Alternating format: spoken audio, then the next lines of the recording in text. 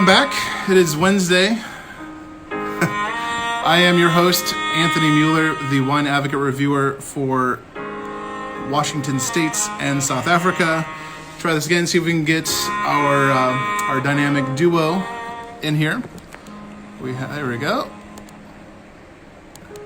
See if we can make this happen. They are a very, very talented husband and wife team in the Swartland. There we go. Hello. How are you? Fantastic. Sorry about that. We had to change phones. We had a technical glitch for some reason. So. That's all right. It happens. It's all in technology. It's fine. So welcome. Thank you very much for joining me today. I know it's late there in South Africa. It's 10 p.m. there, correct? Yeah. So no, it's all good. Thank you so much for inviting us along this evening. For sure, absolutely. Thank you so much for spending time out of your busy week. I know that you have a lot of things going on. Very busy week for you this week. So for our viewers in America that may not be familiar with yourselves and who you are, could you go ahead and please introduce yourselves?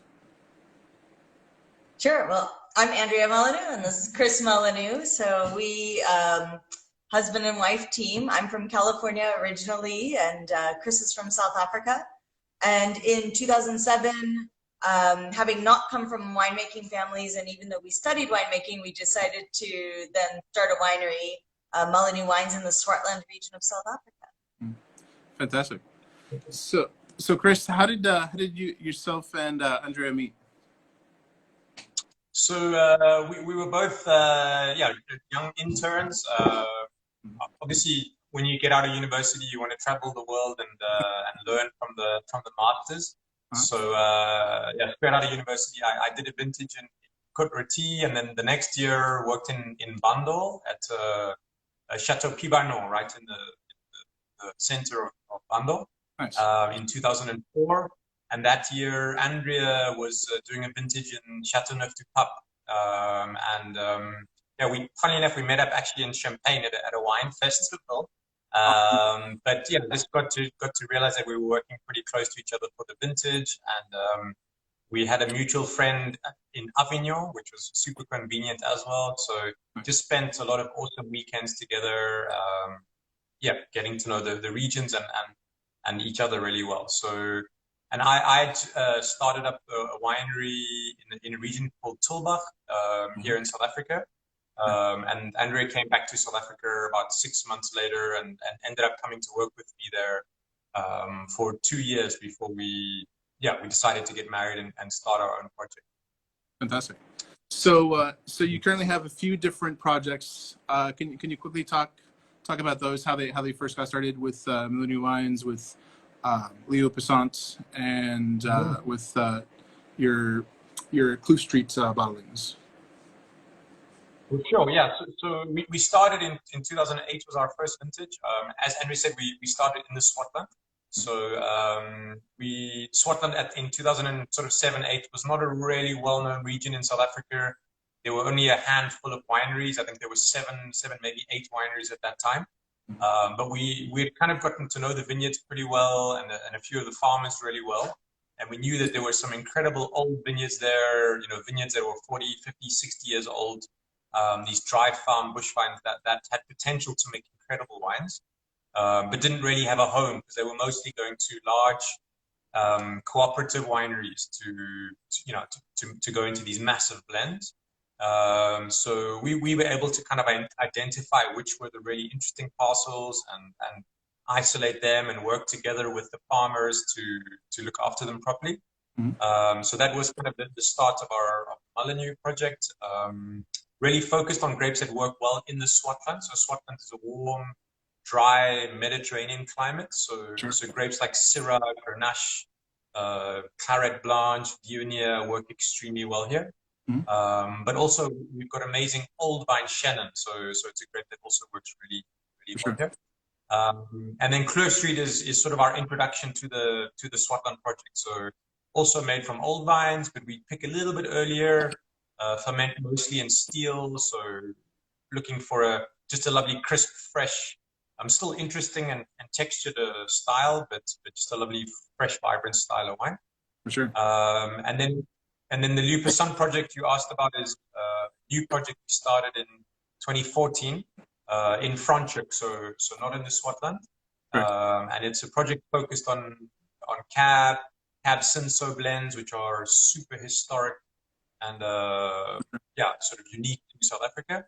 Also made from some really special old vineyards, up to about 120 years old this year. Yeah. So yeah, it's a very different project, but also I think a really interesting and exciting project. Yeah. Cool. Awesome.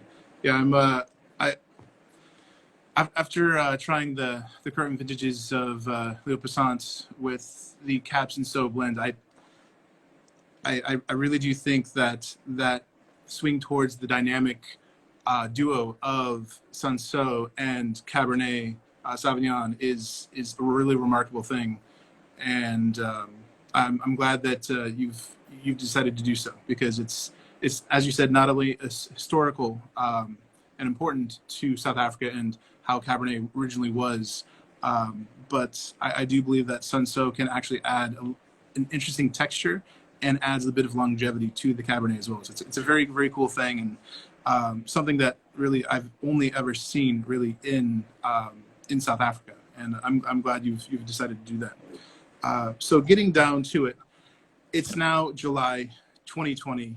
How are you guys? It's been a rough year, just in general. I mean, kind of walk us through basically what has happened with you since harvest as the grapes are coming in 2019, and then basically here with the pandemic, government says, all right, we're shutting down, no sales, no export.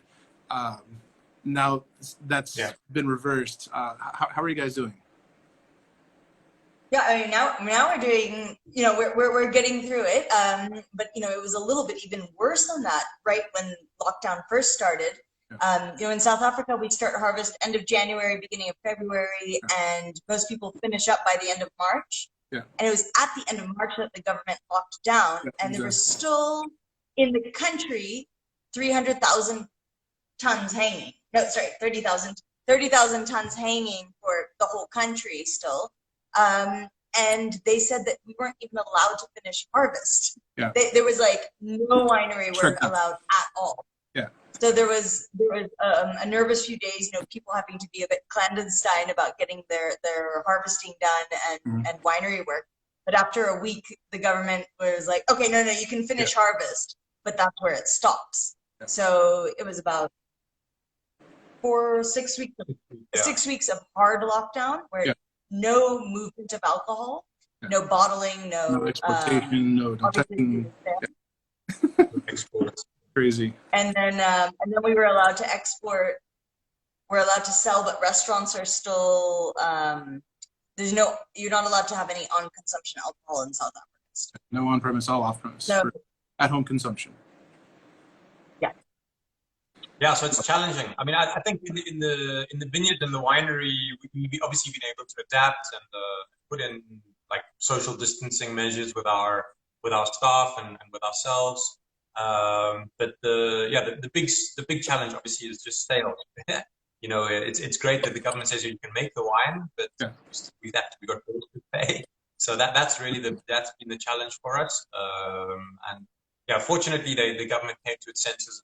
We're allowed to export and sell direct to consumer here. For sure. But for a small winery like ourselves, sort of premium end for South Africa, a big part of our business is selling to restaurants, to the on-trade.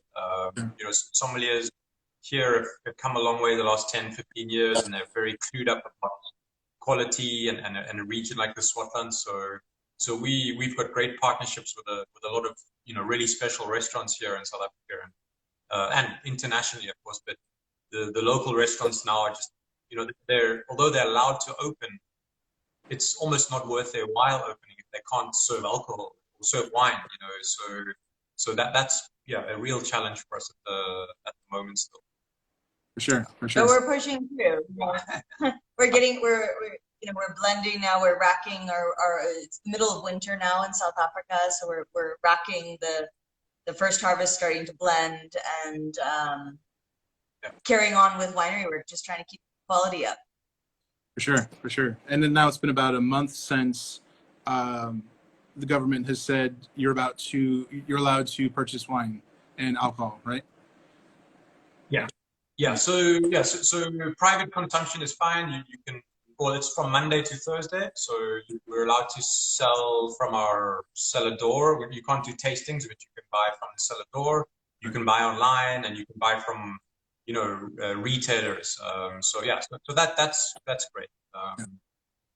So at least we can pay some of the bills. For sure. That's always good. I've had a few friends have a kind of a troubling time with quarantine and lockdown. I was like, it's not nearly as bad. You could be somewhere else right now and have it a lot worse. So be thankful for what you have. So you've obviously made a name for yourselves, focusing on the dynamic soil types that you focus and grow wines from. What essentially was your intention with these bottlings, and what did you hope to create initially? So what for us is amazing that in South Africa, because it's some of the oldest viticultural soils in the world, between 400 and 600 million year old soils, that means that they're very eroded away into very pure types of soil. Whether it's granite, schist, iron, or quartz soils, we have 10 square miles of single soil type. So we can create a very pure expression of what that soil gives to the wine. And we thought that by expressing that, it would really help to, educate in the geeky way, but also make ultimate character wine that we're looking for. When it says schist on the bottle, we want people to be able to taste why Syrah in the Swartland tastes that way, grown on schist or on granite or on quartz. And for us, the structure of the soil and the way the vine grows. So it's not about sucking up minerals. I mean, obviously there's always a pH influence on the final wine based on the pH of the soil, but we want the structure of the wine and the way the vine grows, and therefore the clusters and the skins grow on the grapes to create that character in the bottle that you're tasting, and then associate that back to the soil. Awesome. Yeah, there's been a few different papers, but sorry. It started by the way that we were working with different vineyards, different parcels of Syrah, these little parcels, and different parcels of Chenin. And in the cellar, we were trying to be, I suppose, transparent in a way, so not make the wine in a way where you could taste the hand of the winemaker, so not use too much, it's fermented in oak, but not too much oak, and you're just making the wine in a way where it has a bit of a sense of place. Yes. And we noticed every vintage, certain vineyards you tasted consistently the same, but different to other parcels, and even though we were making them the same way. So that kind of vintage effect was showing, but you could really spot the differences between the parcels year on year on year. And we started to realize that, well, all of the vineyards planted in these soil types have the same characteristics here in the Swartland, and all of the Chenin planted in those other soil types have the similar characteristics that are very different from those. So that's kind of where that idea to bottle them on their own and name them after the soil type came from. It wasn't like a plan from day one. We were going to make these wines. It really, the vineyards just kind of showed themselves to us. So. Yeah, I truly believe that some of the greatest wines on the planet come from just simply identifying the plot of lands and then figuring out what varietal will grow there, choosing correct varietal, putting it there, and standing back and trying to not manipulate it as much, if not any, and let Mother Nature do its work, and then come back when it's ready, harvest the grapes, and bring it to the last part of the 20%. 80% of why a wine tastes like it does is really because of where it's grown and the terroir, the climate. So I'm a soil geek, so I can appreciate your intention with these wines. So I remember tasting them, years and years ago, and just remember thinking like there's a commonality between the Syrahs, but then you try them and you say no, that there's something different, and it's ultimately that it's the soil type, it's how it's grown. I mean, there's been many papers written about how minerality in wine doesn't exist. I'm not fully sold on that idea. I believe that minerality on a wine will be like it will leave an imprint. It's like you're making a sidewalk, and before the concrete is dry, you put your hand in it. You walk away. That handprint will always be there, although your hand's gone since then. It imparts something, a uniqueness to the wine, to the grapes that end up in the wine. So I can certainly appreciate that. So speaking of the topics of different soil types and different bottlings, of your iron, schist, quartz, and granite bottlings, which is the most challenging for you to work with, and which is the most rewarding for you? Yeah, no, so no, it's very interesting what you were saying about, being hands off in the winery, because, and so I'll just go back to that to totally agree with you, because as the winemaker, I think it's so much more important to be the custodian of the wines and help them through their life, but not to there's nothing wrong with winemaker wines, but to truly make a terroir wine, you need to let the wine speak for itself first and just help it through its life. So that being said, the wine that needs,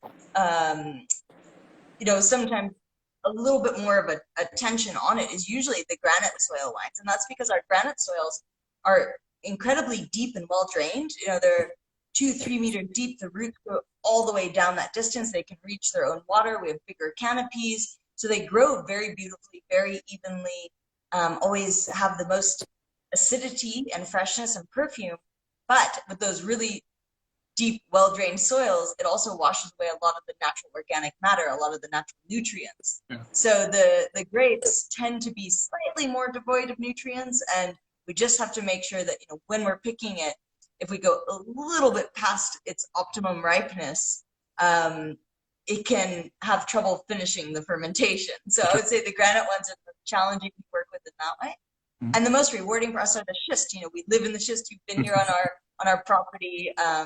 We're walking through it every day. Our kids are growing up in the schist soils. So I think for me, that's the most rewarding, because it's literally it's home. Yeah. And, I'm an absolute tannin nerd, and I just love the structure, the square palette structure that schist soils bring to the wine. Sure. Awesome. Yeah. I think of, when I think of like wines grown in schist, I think of like Rock Hudson's jawline. It's like defined and angular almost, and it has a almost like a, not necessarily a bite to it, but it's like it's very distinct and recognizable. So that's cool. Yeah, definition is that's for sure. It's got a firm definition to it. So that's definitely right. And yet can be so pretty. For sure, exactly. Yeah. So let's talk about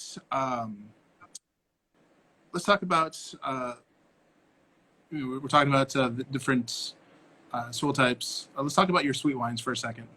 Let's talk about your straw wine and your Oleracé. With those bottlings, can you talk about how you make them, why you make them, and then what chose you to do a Solera style sweet wine? Sure. So when we moved to the Swartland in 2008, we wanted to make a sweet wine. That was something that really interested and excited us to do. But you kind of have to think, if you want to do something, how can you do it properly? And when we looked at the terroir here, it doesn't really lend itself to some types of sweet wines. Obviously, it's not freezing cold here in winter, so ice wine is not an option, or in the growing season. We don't have a lot of humidity. There's not a lot of rainfall. So botrytis, I don't think botrytis has ever even been in the Swartland. It hasn't been here yet. So noble late harvest is not an option. And for us, late harvest here is not really a great option, because being a warm, dry place, when we harvest grapes at normal ripeness levels, the acidity is good, but it's not insanely high. It's just a nice, good acidity. So by doing a late harvest, then the sugar obviously rises and the acidity starts to fall away. So you lose that fresh element, which is critical in any sweet wine.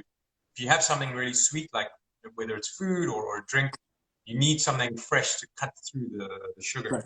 So straw wine, which is equivalent to the French Van de Pie style or Passito in Italy, is basically we take old vine Chenin, dry farm Chenin, picked on a normal ripeness level, so it's not a late harvest. So it's literally the same fruit we use for our granite Chenin or our old vines white, and we pick the grapes on the same day, and then we just take a portion of them and dry them. So they're dried off the vine, and luckily where we are being dry and not a lot of rain during the growing season, we can do it outdoors, not indoors, but it is in the shade. And all that happens in the drying process is the moisture evaporates off the grapes, and that concentrates the sugar and the flavor, but the acidity, weirdly enough, also goes up. So while the sugar is increasing, the acidity is also increasing. So it's just a fantastic way of making sweet wine in a warm, dry place like the Swartland.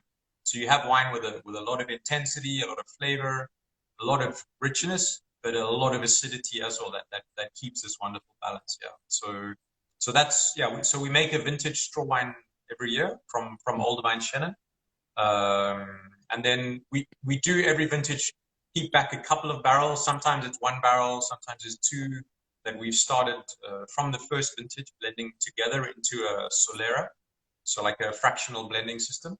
And that we bottle a little bit every few years. Yeah. So it's kind of a slightly more concentrated and more layered style of straw wine, because you've got the old vintages that are in there, right, where the flavors have kind of matured and kind of evolved. But then you've also got the fresher, younger vintages in there that are giving all these different layers of flavor. So yeah, similar process, but just a lot more complex. So, but it's also an incredibly stable wine. So the idea behind it is anything that could have oxidized out of it already has. So it does go through a phase of being incredibly deep and amber in the aging process, but then it brightens up. It's fresher. So even though it's more layered, complex, concentrated, and fresh than the vintage straw wine, it also has this way of tasting younger than the vintage straw wine as well, even though it's from 2008 to now 2019 that make up the Alerase blend. For sure. Anyone who knows me knows that I love sherry, and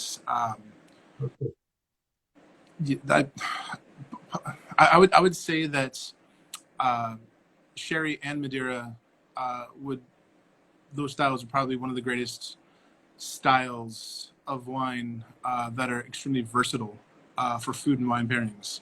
I specifically love the idea of how the Solera system works with the Credera and how everything is fractionally blended. So ultimately you end up pulling out X amount from the bottom barrel and you end up topping off all the new stuff. So by the end, you have a product that is incredibly complex, as you said, very stable as well.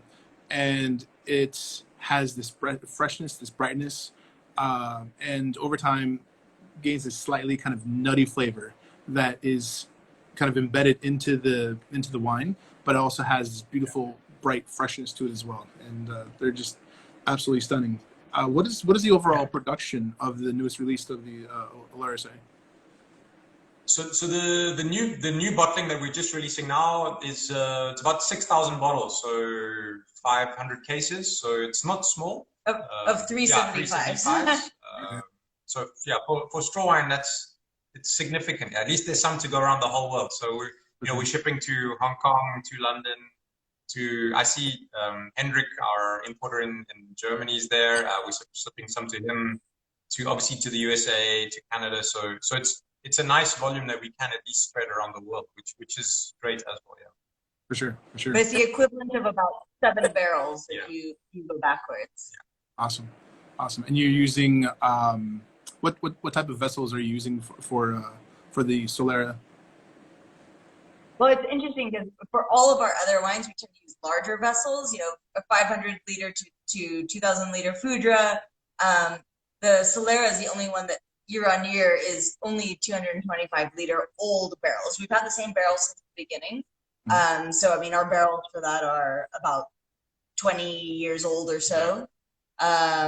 So yeah, they're just probably completely saturated with the straw wine itself. You would never be able to use them for anything else and not impart that straw wine flavor on them. For Yeah. sure. Yeah, I'm excited to sample the newest release. So let's switch gears. Well, lastly, how did the name come about for your Solera wine? So, I mean, in South Africa, we're not allowed to use the term Solera. I mean, as in many parts of the world, because it's a protected name. It belongs to Spain. Right. And the name Alera is sort of a play on words of being able to like legally say Solera or give the impression of Solera without actually saying it. So it's legal, it's certified, and you still get the sense that we're speaking about a Solera. Because at the end of the day, a Solera, even though it's a protected name, it's also a descriptor. When you say Solera, people know that you're talking about fractional blending. And so we wanted it to stand out as a description of the process of the wine, and not just saying fractional blend. Fractional blend. For sure, yeah. But I think some say I nailed it there. You got it spot on there. Exactly. I was waiting for someone to say it's a right gay Einway. Fantastic. Yeah. I looked at it and was like, that's just Solera in Pig Latin. That's for sure. Awesome. It's interesting how things are legally designated and how some people have been grandfathered in and some people can continue to use that. I know in California there was a big thing where using terms like Burgundy or Champagne or Bordeaux, all these different things, and over time people have taken them off the label and now cannot legally put them back on. But I like that it's a tip of the hat to where it came from, the etymology of the name and all that. So I looked at it and it's like it's very clever. Just to protect ourselves, we did trademark it. So if the Spanish want to use the name, they're not allowed to. So oh, really? Seriously?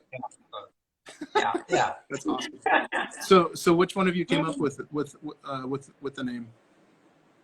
Nice. No,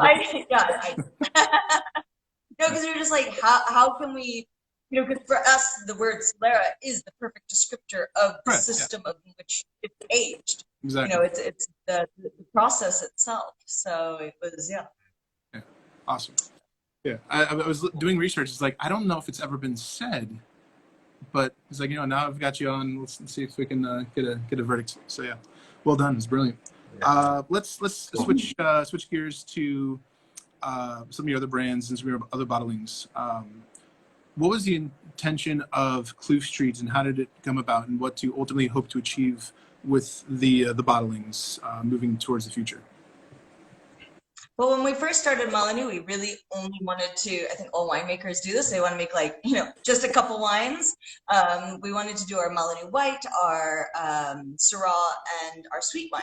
That was our core signature range. And we didn't own any of our vineyards to begin with. And we did have a core set of vineyards that we started with. But as we wanted to explore and dip our fingers into new vineyards, new sites, we started some more experimental blocks. And we really realized even though we work predominantly with old vines, that the vines that are about 50 years and older, that level of old vine was significantly more concentrated, more depth, more complexity, more balanced in acid, and more buffered against the vintage to vintage, weather patterns. And the vines in South Africa, 35 years and older is considered old vines.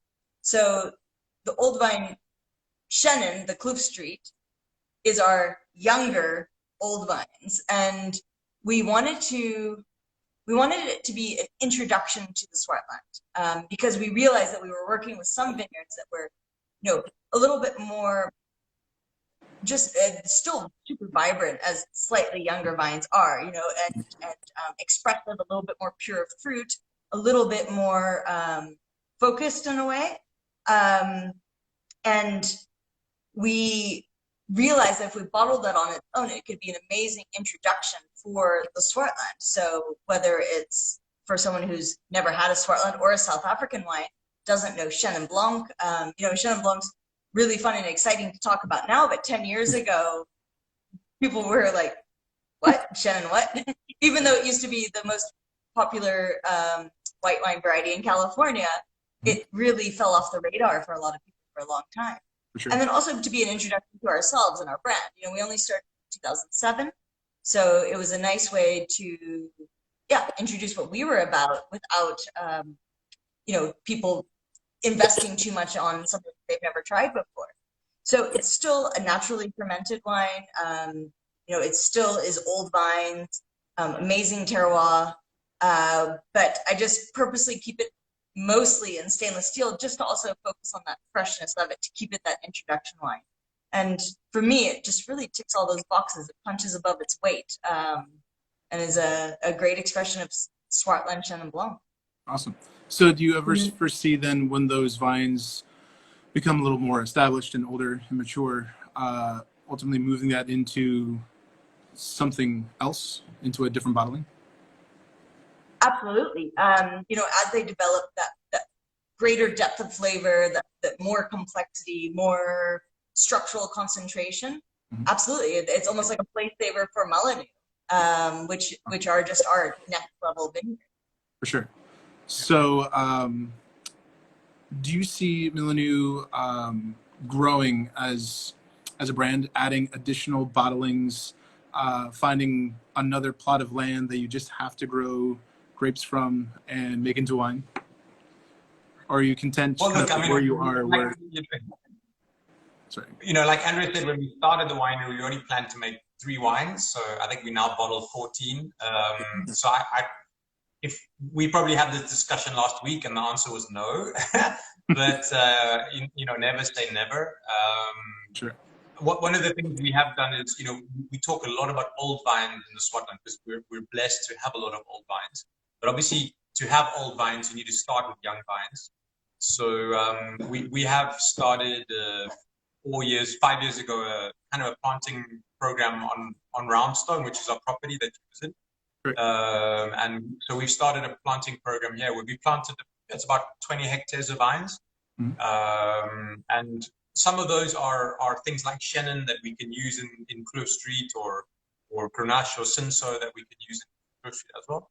But the idea is that eventually they're going to be, when they're amazing, we'll bottle them as something really, really profound and special. But there are some varieties there like Macabeo and Verdelho that don't necessarily have a home in our current portfolio or range of wines right now, but they're grapes we feel belong here. So, we're not planting stuff just because it's a commercial thing that works right now. It's thinking towards the future and what are maybe the varieties that might be successful here in 10 or 20 years time. So yeah, I think, to say, we're never going to change is maybe a little bit closed-minded. We're not Burgundy. We haven't figured it out over thousands of years. We've only been making wine in South Africa for 350 years. So it's a while, but we're still learning, and there's right now we don't have plans to release anything new, but it's probably going to happen sooner or later. Yeah, you never know. Yeah. I remember it was about this time last year when I came up to visit you at the estate, Chris, and then Andrea was in New York, I believe, at the time, and the day I was visiting, it was Andrea's birthday. So, which means your birthday is just in a few days. So, happy early birthday for that. Thank you. Good memory. That's what I have. One thing I absolutely love about the Swartlands, I was born and raised in Phoenix, Arizona. Moved to Scottsdale when I was much younger, but I absolutely love the desert, the warmth, the dryness of the air, and there's something that I particularly feel a sense of home in the Swartland. So with the way the Swartland is, being dry, warm, you get also a pretty interesting diurnal shift during the day. Yeah. There's a lot of potential there to go wrong, but yet you still get it right. What is it about certain vineyards that when you come up to them and you're looking at a certain vineyard, what attracts you the most about certain plots? Yeah, no, that's a really great question, because it is a pretty marginal climate. I mean, it's a place where it's not easy for anything, frankly. It's not easy for vines. It's not easy for any plant to grow. And I think it's actually one of the reasons why it's such a great community. And we talk about this a lot, where, when you come to the Swartland, everybody wants to help everybody. There's just this great spirit of sharing and community here. And I think it's because it's a tough place to live, and we all know we need to help each other and work together. And when you think about grape farming and winemaking, the first and most fundamental thing is you have to work with the right grape varieties. So if we wanted to try and make it an insane Riesling or Pinot, we would be completely crazy to try and do that here in the Swartland. It's legal; we could plant those varieties. Yeah, you don't want to, though. But it would just be a total disaster. Yeah. So we have, with the first and foremost thing is we have to work with the right grape varieties. So obviously Grenache, Syrah, Claret Blanche, those are all varieties that work fantastically here. For sure. Chenin is a little bit of an anomaly, because Chenin is originally from the Loire, so you wouldn't think, Loire's cool climate and Swartland's warm climate. But if you think of the Loire, Chenin there is so high in acidity that Correct. often they have to leave a little bit of sugar in it just to balance it out. Correct. So here in the Swartland, we don't have those insane acids, but we've got a good acid with Chenin. And obviously we've got our own clones of Chenin. So the first thing is the right grape varieties. The second thing is farming the right way. So not aiming for massive yields, farming more naturally, not using fertilizers. So the vines are super vigorous, using mulches, cover crops. So just allowing the vines to grow more slowly in a balanced way. We can harvest, they're not minuscule crops, but they're not insanely high crops either. And so we pick lovely, healthy fruit from the correct grape varieties, and then obviously it's picking early enough. Don't pick too late when the sugars are sky high and there's no acidity left. So it's a little bit of mindfulness and then being sensitive in the winery to how we do it. So it's definitely from when you plant the vineyard, the way you farm, when you pick how you make the wine. It's a thought thread that has to run through every single step of the way. Because it is marginal, and you can very easily make a mistake. Yeah. For sure. Yeah, I've always considered growing wine and harvesting wine in a warmer region equated to landing a fighter jet on an aircraft carrier. It seems like everything's going, and then all of a sudden you got to find that right time, and then you stop and you get it, and then everything goes in. It can be challenging. It's a great analogy, because a good example is picking. Like we sometimes will have a 2-day window, right? Where it's very small. If we pick on Thursday, it's awesome. Friday is great, but if we wait till Monday, it's a disaster. Yeah. So you're selling those grapes at that time. So you really have to be on top of it. Yeah. For sure. But having said that, the awesome thing of it is with these old vines, with this warm, dry climate, it also brings opportunities. For sure. We never, ever have to work hard in the winery to get intensity in our wines. Of course. Swartland wines always have extract. They've always got texture. They've always got weight. They've always got intensity and power to them. We never have to do a lot of 20 pigeages a day or anything. It's easy to get intensity. So we just have to focus on balance, freshness, and then the wines are beautiful. So obviously there's challenges, but there's also a lot of great things that come out of it as well. For sure. So talking about all the different varietals that you work with, and then all the different varietals you've talked about with Verdelho and with Macabeo and Vera. Is there a varietal that you would like to work with someday from the Swartland, or perhaps another region you like to work with? Well, I mean, so we are looking at other ones as well, that some are already in the country. Others, I mean, I'm sure you know that around the world it's a 7-year quarantine process for working with new varieties, and so therefore there's no instant gratification in winemaking. You always have to be thinking very long term. This question So we actually we were able to get, within the first few plantable canes of Acertico that we're actually planting next year. Awesome. Again, for looking for freshness and acidity, something that traditionally does well in hot, dry, windy areas. So we tick all those boxes, yet still maintains freshness. And there again, it's not that we're going to try and like reinvent Acertico, but it might have a place in a blend, or to create like a Swartland identification for those kinds of varieties. And then there's other varieties that are not in the country yet.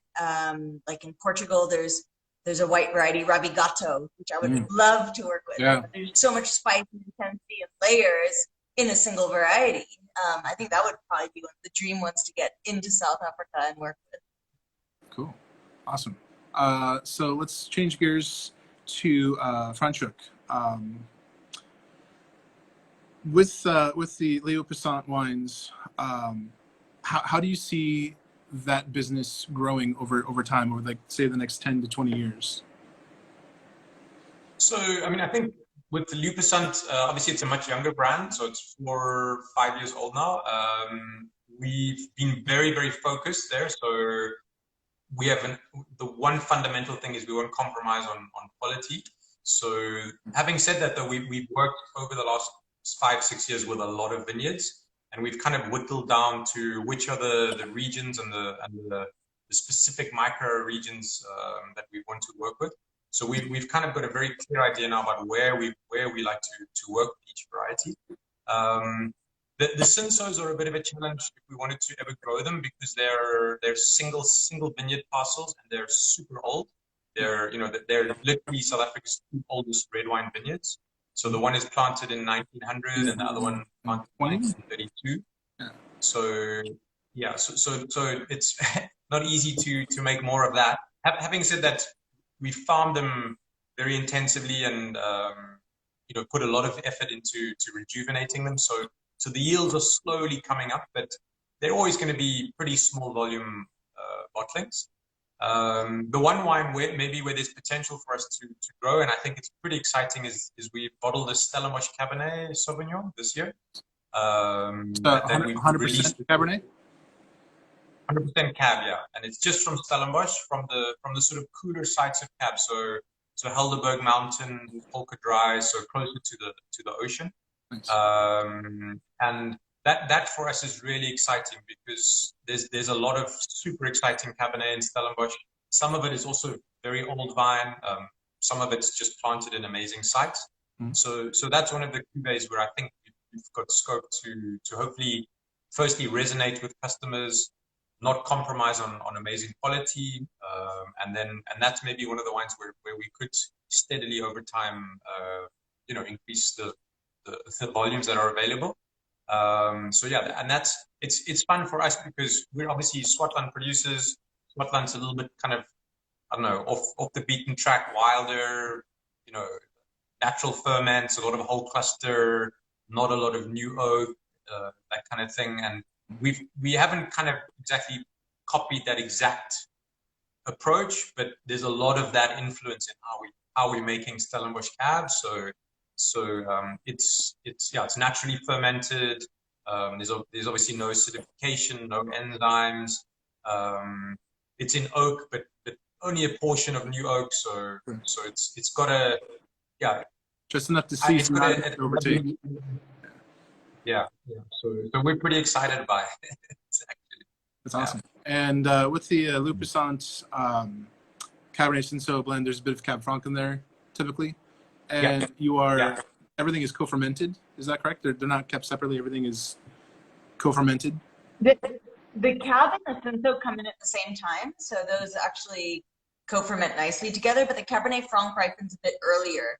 So the only times that I do, I think, successful co-fermentations, I don't want one to start and then another one to take over, because I want the natural yeast. That the first 5% alcohol is where you get so much of the complexity when you're working with natural yeast. Because you're going through 6, 7, 8 different yeasts or more in that time. So for co-fermentation, it's important that they're coming in within a day of each other. And because it's natural fermentations, and because we don't have to worry about trying to extract color, that's just inherent in our climate and our soils, that we just get a lot of color. I don't do cold soaks. I'm not doing that 5 or 10 day cold soak before the fermentation. Yeah. So yeah, there's a small window to do co-fermentations. That's awesome. Yeah, as for co-fermentation of red varietals that are typically kept separate and then blended together afterwards, right before you bottle. One of the most interesting and prolific things I've heard someone say about co-fermentation of such varietals was from Michael Salacci at Opus One. He said it's like puppies and kittens.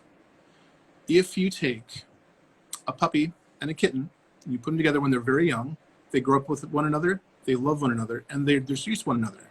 But if you take the time, let them grow up and mature, you take a full-grown cat and a full-grown dog, put them together, they don't necessarily like each other right away. It's going to take a lot of work for them to work.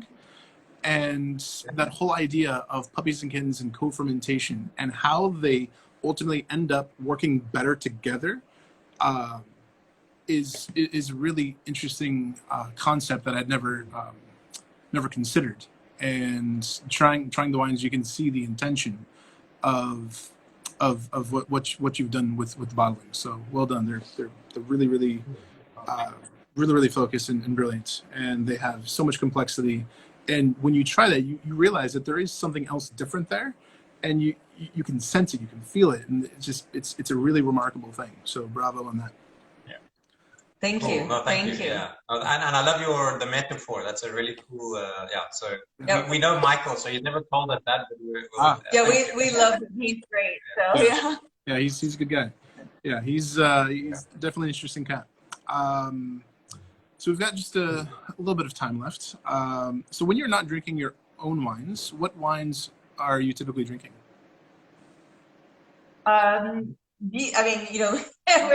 We love wine from around the world, but we are definitely going through a Tuscan phase right now. I mean, I will never turn down a bottle of Brunello, but pretty much anything from Chianti Classico. There's this huge, amazing revival happening there right now. This redefinition of the region, and moving away from more rustic wines from Chianti Classico into these super finesse, amazing tannins, and just wines with incredible longevity. So we're